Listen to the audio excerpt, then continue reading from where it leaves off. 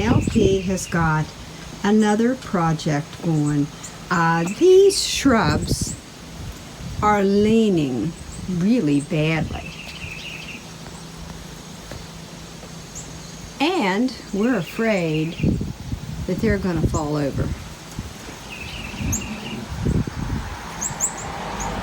So he's going to try to brace them. So he's got some holes already dug.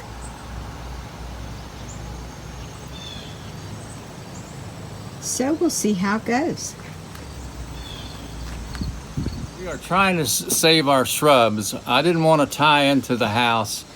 Afraid if I got a snow load on top of that shrub, it might damage the foundation. So I come up with this idea using a chimney block and flue liner and a 6x6 post that will go down inside the flue liner. I have to... Okay, so now just go over exactly what you just said because I was focusing on you. I cut this section off the back of here because of the width I have to work with. The flue liner, I just have these down in here to support it. Now I'm going to cement that flue liner into the ground. I'm going to take this block off and I'll show you what I did to help hold that block up.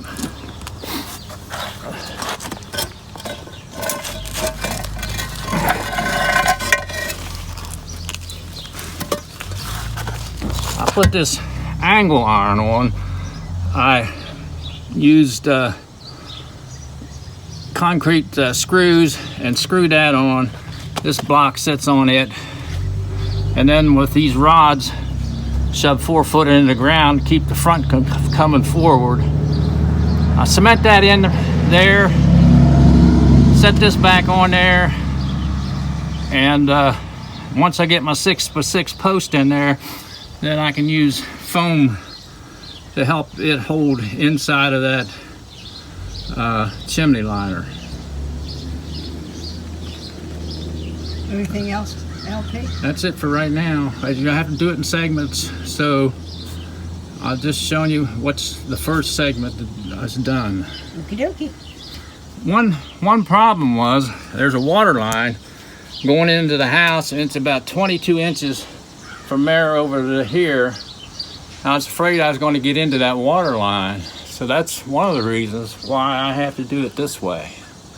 Okay. All right, this is phase 2. I got this flue liner cemented in. I have to let it dry for 24 hours. Here's the second hole I dug. And then the flue liner will go down in there.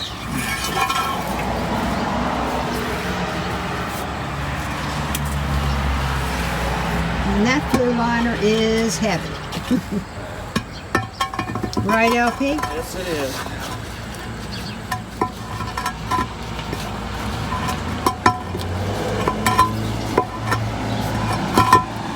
Well, for some reason it's hung up. It won't go all the way down. Uh-oh.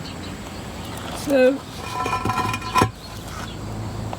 whenever I get the flue liner down in there, it's straightened up, cement it in, put this block in, and then these rods will, 4 foot rod will hold this back against the house.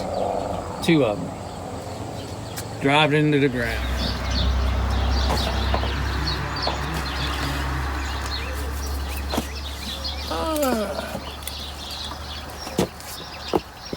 Today's October 19th, 2020, and if you could get a little bit closer, because I don't think I need to get closer. I can just speak up and then you can hear me. I'm not going to bend underneath these ratchet straps. Oh, so you can't. It's like doing the limbo. Okay, go ahead, proceed. All right, this is my version to save our shrubs. I've taken and put these 6x6 posts in, put this 2x6 across the top of it, and I'm using ratchet straps to pull the shrubs back gradually. And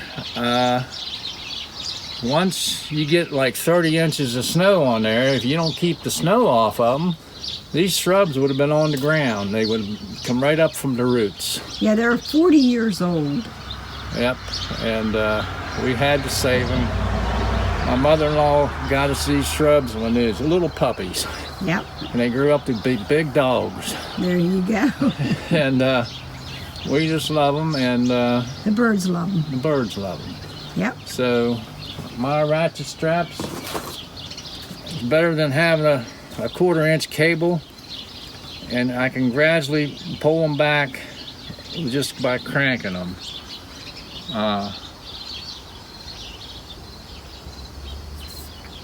So that's it.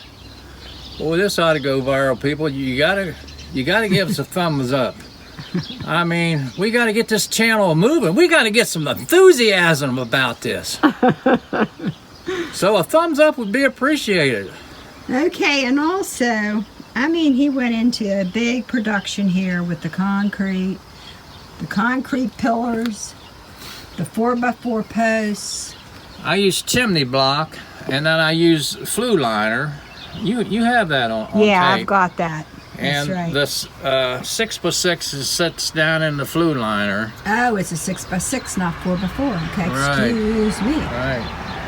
And it turned out good, but there's a lot of money right here. But you go buying shrubs, they're a lot of money. Yep, But there's no 40-year-old shrubs out there to buy that's right. that you can save. And Yep. so that's the story. All right, then. You're going to stick to it? I'm going to stick to it. Okay, then. All righty.